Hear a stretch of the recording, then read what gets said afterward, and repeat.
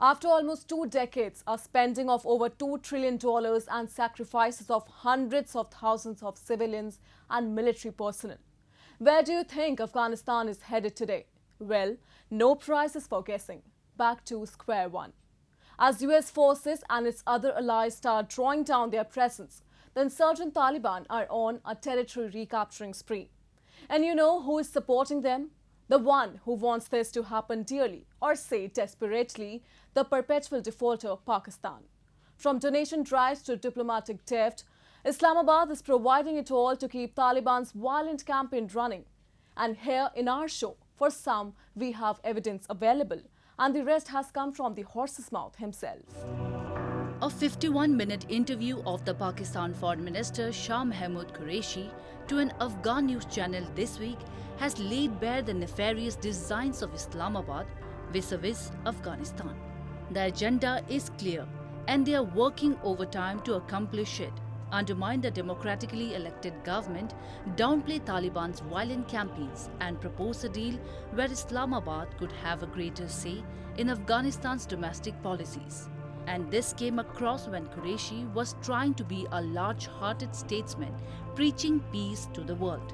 Not only did he defend the Taliban attacks brazenly, but also issued a veiled threat to the Kabul establishment to either fall in line and give in to Taliban demands or face consequences. Yes, but the violence is very high, and they're taking Who's over responsible for districts. that? Who's responsible for that? You think, now, again, if you try and create this impression that the violence is high because of Taliban, let me just finish. The violence is high because of Taliban, again, that would be an exaggeration. That's for you to decide.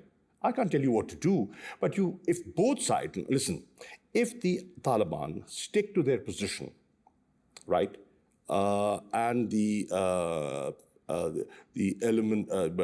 President Ashraf Ghani and his core team, stick to their position, will there be peace in Afghanistan? You tell me, will there be peace? There'll be no peace. Don't you want peace? In this nearly an hour-long interview, not once did Qureshi concede that Taliban were terrorists. In fact, he almost called them freedom fighters. Since the US-led forces toppled Taliban government in 2001, the Taliban are responsible for tens of thousands of killings and a protracted war in the country that might see an even deadlier second reign once the troops leave. While Kabul has maintained that Pakistan provides men and material support to the Taliban, Islamabad's position on Taliban has exposed it all. Let's come back to the question of Taliban and put a step back. Who are the Taliban? Madrasa students, an insurgency, a terrorist group? How would you define them? The Afghans who have guns and kill people. Well, killing has taken place from both sides, unfortunately. Who are the Taliban? You have a definition? The Afghans. Depends, who's looking at things how. At times people are dubbed as terrorists. At times people are seen and viewed, and they proclaim to be an element fighting for an occupation. Wanting freedom of their land. So, depends how you look at it. Experts say Pakistan already has a massive plan drawn out for post-US withdrawal from Afghanistan, and they only fear for it's nowhere close to peace or harmony.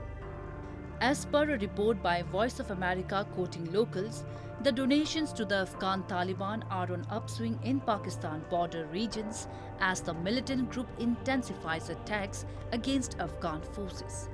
Multiple sources and eyewitnesses on the ground with knowledge of these donations have confirmed to that fundraising for the Taliban has continued in various parts of Pakistan. So it's particularly curious that the report in question refers to this as Taliban fundraising, when in fact we all know what it is extortion.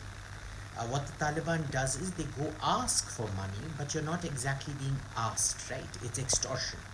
If you don't pay, everybody knows what happens to you. I've toured in Afghanistan. I know how these things are done. So, this coming out, say, from Voice of America just tells you the extent to which they're going to sort of present this soft, cuddly image of the Taliban prior to their withdrawal. Today, Pakistan stands at a juncture where it itself is not certain of its future. The FATF sword is perennially hanging over its head. If not for China and Turkey, Pakistan would have been declared a terror state by now. And amidst an economic crisis that can anytime get worsened by the pandemic, observers say that Pakistan must focus on its own backyard before entering the bigger political games, for neither it has money to play nor might to sustain.